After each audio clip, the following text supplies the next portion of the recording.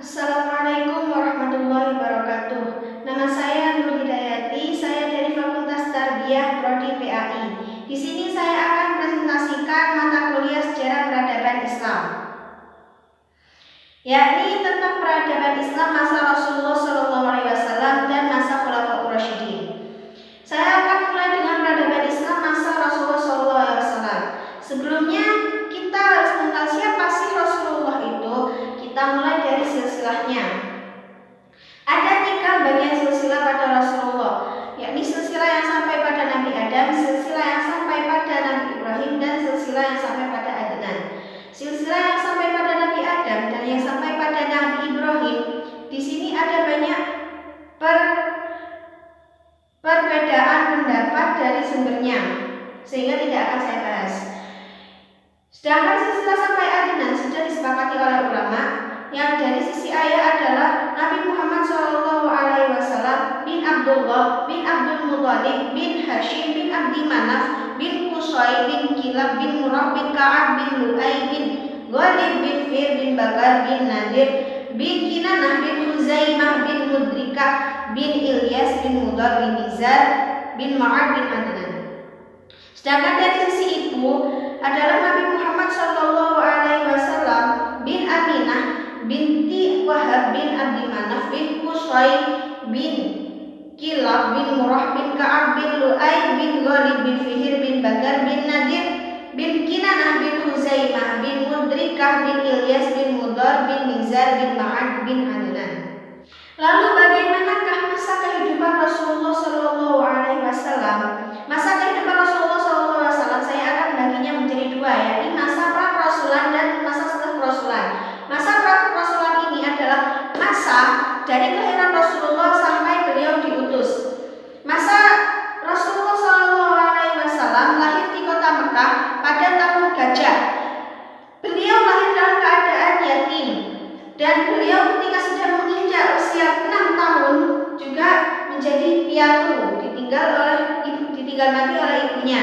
Kemudian beliau diasuh oleh kakeknya yang bernama Abdul Muthalib, dan setelah Abdul Muthalib wafat, beliau diasuh oleh pamannya yang bernama Abu Thalib. Dan oleh Abu Thalib beliau diajari menggembala dan kemudian berdagang di usia 12 tahun.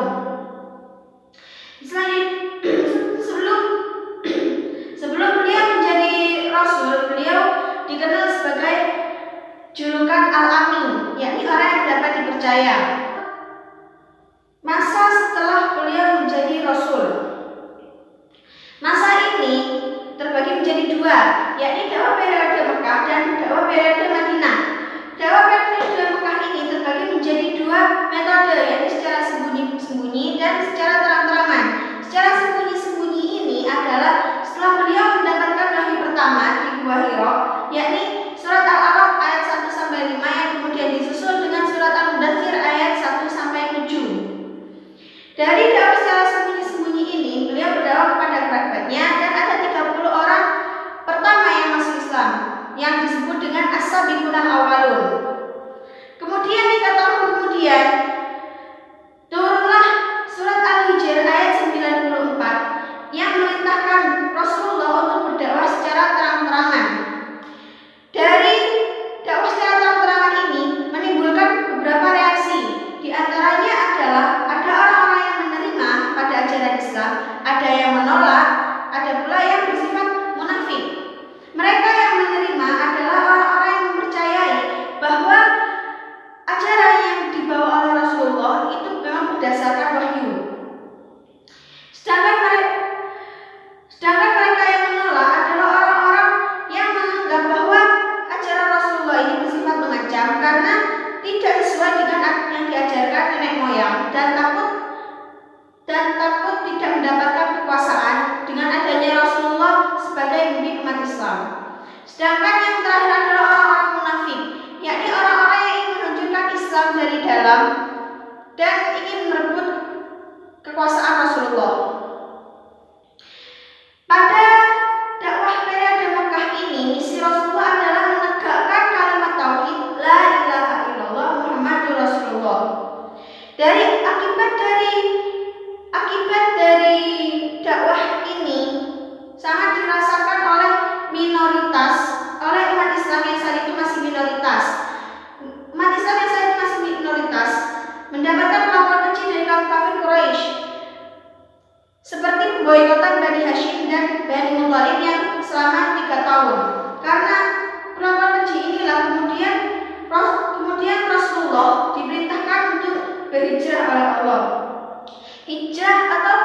dakwah keluar Mekah yang pertama adalah ke Habasyah. Di Habasyah ini umat Islam mendapatkan perlindungan dan diterima dengan baik oleh rajanya, yaitu Raja Najasyi yang beragama Nasrani. Kemudian juga berdakwah ke Taif. Di Taif ini mendapatkan penolakan dan bahkan Rasulullah dilempari batu hingga kepala dan punggung beliau berdarah-darah. Dan yang terakhir adalah hijrah ke Madinah. Di Madinah Rasulullah diterima dan kemudian menjadi pusat peradaban Islam. Dakwah Rasulullah selama di Mekah ini adalah selama 13 tahun. Kemudian periode Madinah. Di periode Madinah ini misi Rasulullah adalah meletakkan dasar-dasar tatanan dan konsep Islam dalam peradaban sosial kemasyarakatan. Di antara kebijakan yang dilakukan Rasulullah di Madinah adalah mempersaudarakan kaum Ansar dan kaum Muhajirin, mendamaikan suku Aus dan suku Khazraj, menyatukan kaum Yahudi Madinah dan sekitarnya dalam piagam Madinah. Pada masa periode Madinah ini, Rasulullah juga diperintahkan untuk berperang. Di antara perang-perang yang masyhur adalah perang Badar, perang Uhud, dan perang Khandaq.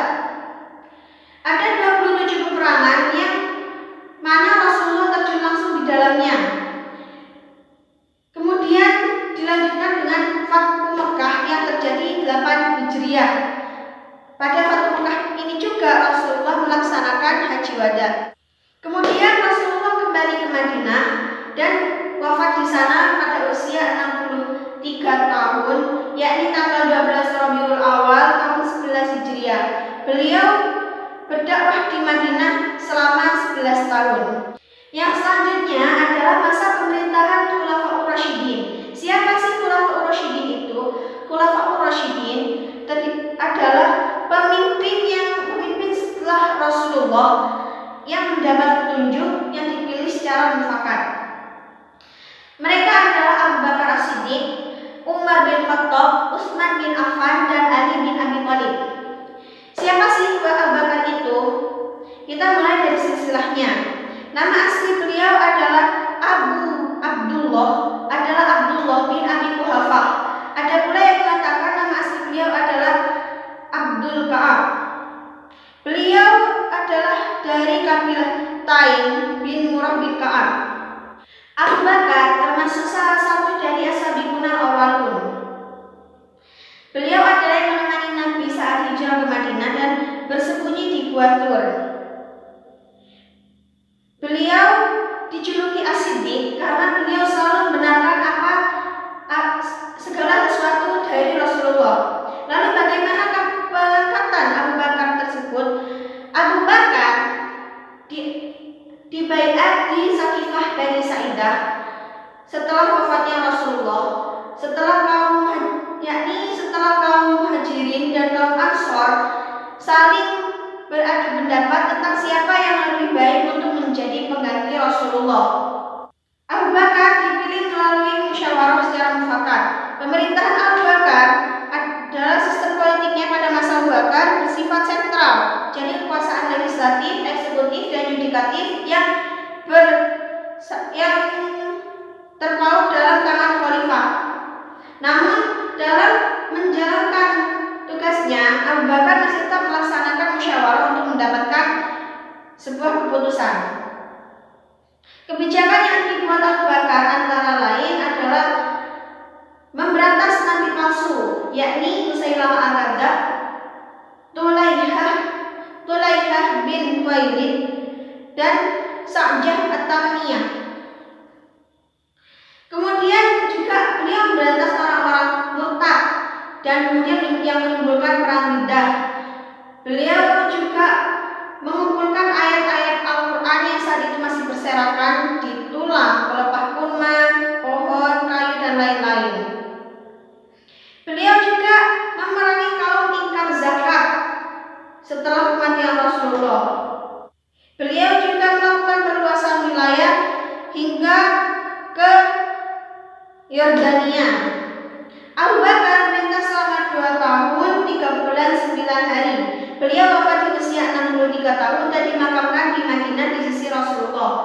Beliau wafat pada tahun ke-13 Hijriah. Beliau memerintah sejak tahun 11 Hijriah sampai 13 Hijriah atau 632 sampai 634 Masehi. Berikutnya adalah khalifah kedua, yakni Umar bin Khattab. Siapakah Umar bin Khattab itu? Nama lengkap beliau adalah Umar bin Khattab bin Nufail, keturunan dari Abdul Uzza Al-Quraisy dari suku Adi, yakni sebuah suku yang terpandang mulia. Beliau adalah orang yang sosok yang ditakuti, yang gagah berani, dan merupakan orang yang diharap-harapkan untuk masuk Islam oleh Rasulullah. Bagaimanakah proses pengangkatan Umar bin Khattab ini? Umar bin Khattab diangkat menjadi khalifah dengan cara menunjukkan langsung oleh khalifah sebelumnya, yakni Abu Bakar. Lalu bagaimanakah gambaran pemerintahan Umar bin Khattab? Pada masa kekhalifahannya, Umar bin Khattab melaksanakan pemisahan antara badan eksekutif dan badan peradilan. Dalam badan eksekutif, beliau mendirikan Ahlul Hali wal Aqdi, dan dalam bidang legislatif beliau mendirikan Majelis Syuro.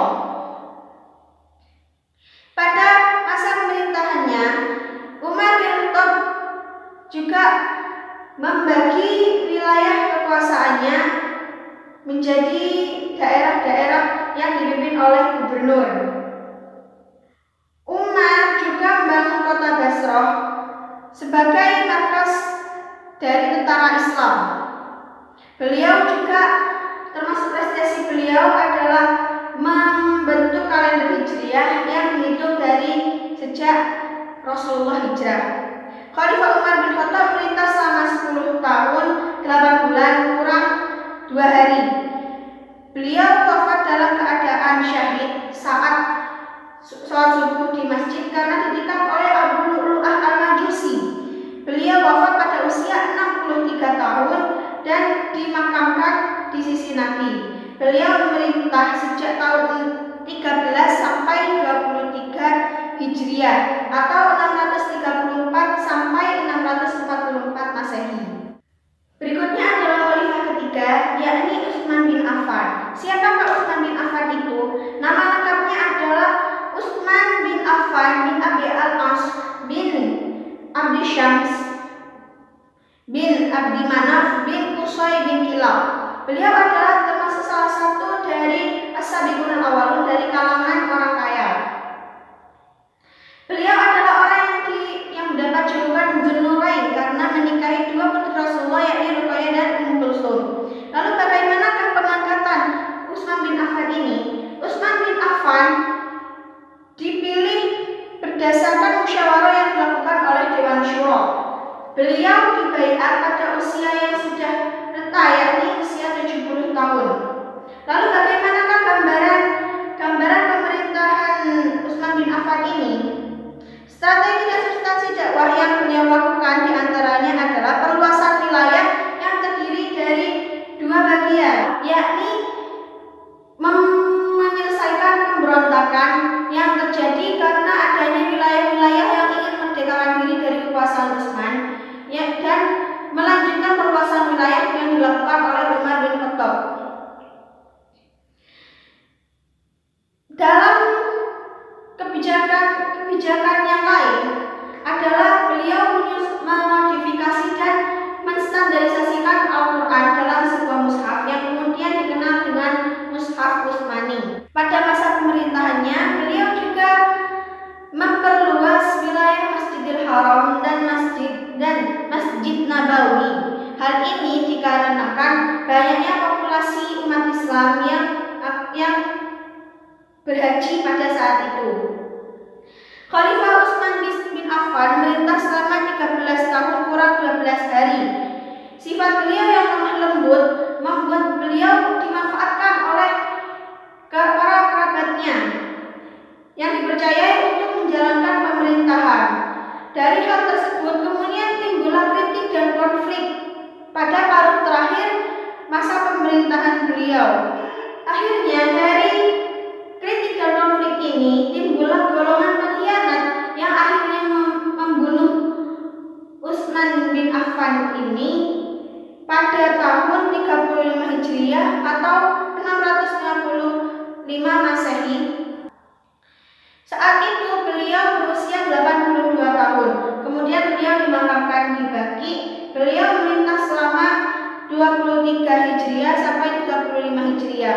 atau 640 Masehi sampai 656 Masehi.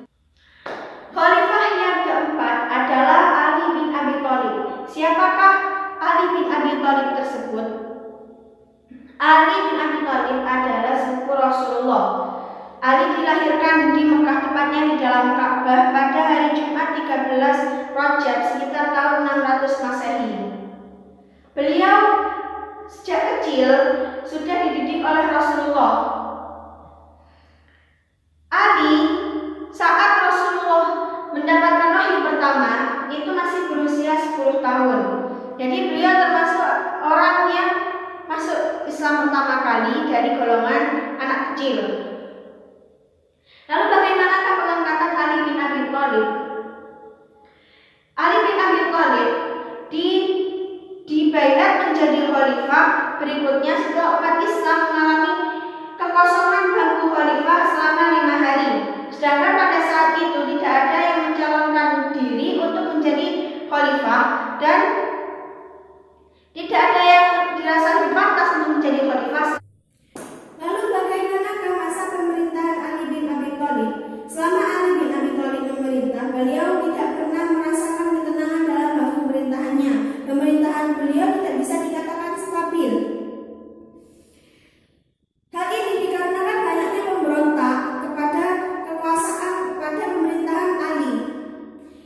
Kenapa pemberontakan itu terjadi? Hal ini terjadi karena kebijakan Ali itu sendiri, yakni beliau memecat pejabat yang dianggap kurang cakap pada masa Utsman bin Affan dan kemudian menyita harta yang diperoleh para pejabat tersebut dengan cara yang tidak baik. Di antara prestasi Ali bin Abi Thalib adalah kemajuan bidang ilmu bahasa Arab. Pada masa Khalifah Ali ini juga terjadi banyak perang, di antaranya adalah perang Jamal dan perang Siffin. Perang Siffin ini terjadi antara Ali dan Muawiyah karena pemberontakan Muawiyah yang merasa dirinya adalah yang paling berhak menjadi khalifah. Di antara peristiwa penting yang terjadi pada masa Khalifah Ali ini adalah peristiwa Tahkim, yakni gencatan senjata dan perjanjian damai antara Ali dan Muawiyah. Tahkim ini menimbulkan perpecahan di antara umat Islam menjadi aliran Khawarij dan Syiah, golongan Khawarij dan golongan Syiah. Khalifah Ali bin Abi Thalib memerintah selama 4 tahun 9 bulan 8 hari. Beliau wafat karena dibunuh oleh orang-orang Khawarij yang tidak setuju dengan keputusan beliau dalam peristiwa Tahkim. Beliau wafat pada usia 93 tahun pada tahun 40 Hijriah. Beliau menduduki jabatan khalifah sejak 35 sampai 40 Hijriah atau 656 sampai